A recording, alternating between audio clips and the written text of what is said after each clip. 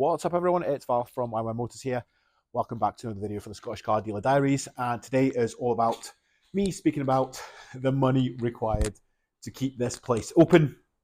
Give you guys a bit of an update on the premises.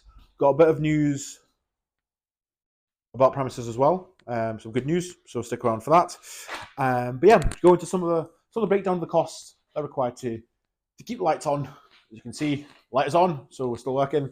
But yeah, it's been a weird few weeks. There's been a few videos by a few different YouTubers in the motor trade saying it's been quiet, some have been busy. For me, obviously, we've had the Easter holidays as well, but we've been kind of busy. As you can see, I've literally got 3 cars in just now. That car's actually reserved, that's going out tomorrow. These cars are for sale. I've got 2 at the MOT station, and there's a couple more coming from auction. So we're kind of light on the ground, so sales have kind of naturally dried up because there's not many cars advertised, but it's been steady. I thought March was better than February in terms of sales, and we actually had a pretty decent start to April. I think we're about 6 or 7 units sold already.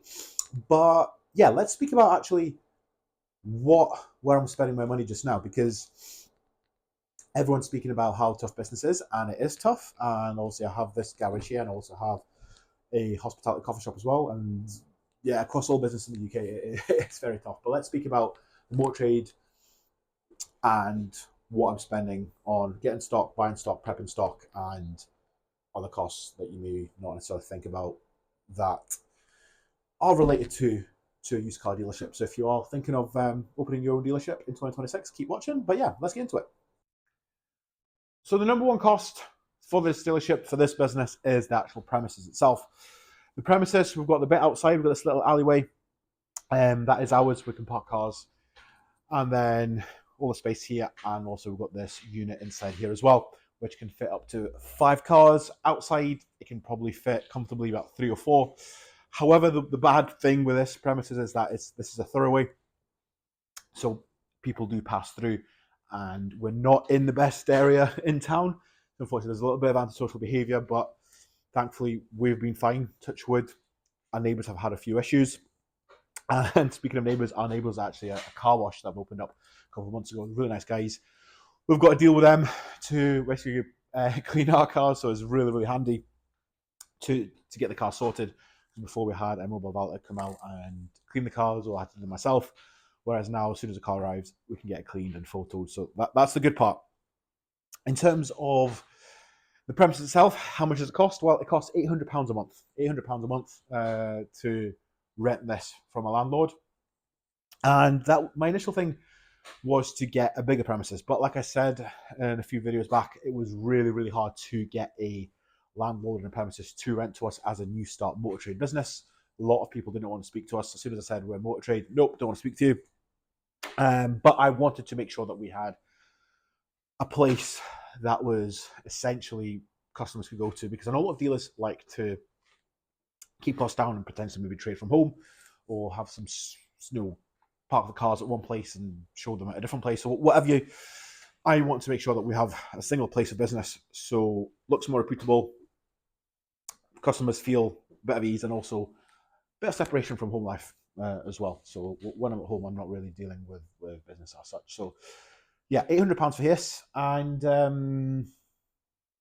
yeah, it's a weird one because, like I said, I've got some news about premises a little later on in the video, and you guys will be the judge of pricing and whether this has been all worth it. But I think £800 has been all right. I mean, obviously not the biggest unit in the world at all, but it's got a little office in here, which I've showed before, and got a toilet next door here. So overall, it is pretty good. So £800.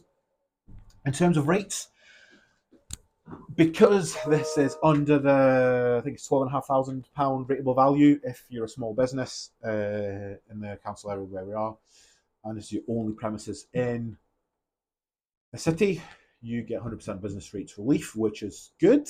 Means that it's essentially just the rent. We don't need to think about rates. However, rate reviews are commonplace, and I've never heard of a rate to go down. We've heard them to go up, but thankfully we've had a rate review this year, and both the businesses are fine. But yeah, obviously it's quite small, £800. I think it's been okay. The biggest thing that, well, the biggest drawback of this premises is that is we can't have that many cars, which limits to how many cars we can advertise and sell, because we need to figure out where we're storing them if we have more. And like I said already, it's not the bestest area to have them parked around. So yeah, so that's that. But like I've kind of hinted already, we are moving. We're moving to a yard across town, and we'll have way more space with that. And our rate is doubling. So our rent is doubling, pretty much. Just let's call it double. But we have, I mean, if this is, I think, 50, 60 square meters, 70 square meters over there, I don't know, we can fit hundreds of cars there, probably 100 cars, whatever. We'll have a workshop as well. We'll have an office. So yeah, it'll be different. So I'm excited for that. So that's a little bit to look forward to. So if you're interested in the journey, please subscribe to the video and click like. But yeah, rent is £800 a month. Electric and water, not massive, like it is in our other business, where also we use water for the coffee and coffee machines and all that, but still annoying. Plus broadband's 30 quid. So again, little bits add up. So that's, we'll just say 100 quid a month there. What else? The next big thing that costs money if you're running, to be fair, any form of retail business, but especially in the motor trade, is actually getting people in to buy your cars.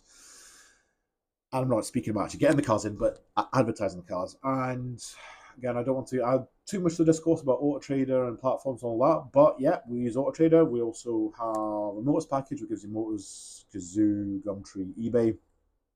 And I've got a bit of a love-hate relationship with them, because it's just, yeah, it's hot or cold. Either we get a lot of sales through it or absolutely nothing. And what I found is that a lot of the time, people that say they've been coming from a website or something, they've seen a car listed on Auto Trader, then come onto a website, then check the website for other stock. So yeah, that's something that obviously we're keep tracking. So I've actually literally today just downgraded a motors package. So before we had a package for 14 cars. That was costing us with VAT about £600, I think £620 or something like that with VAT. 14 cars. We never had 14 cars advertised for sale at one point. I think the most we ever had at one point was 10. And right now we have 2 cars advertised. So 3 cars advertised. So yeah, so obviously there's no point having that package. So we're trying to get to the initial package, which was 5 cars for £380. So 5 cars for £380. But you can obviously swap them over if you need to. But that's kind of what we're doing just now. So there'll be more cars arriving, so we'll have more than 5 cars. But I'm also on the Auto Trader pay-as-you-go package. I've been called by the Auto Trader reps a few times, trying to get me onto a package, but like an actual not pay-as-you-go. But I don't really want to, for 2 reasons. One, I like controlling the spend, so I like controlling how much I spend with them, for starters.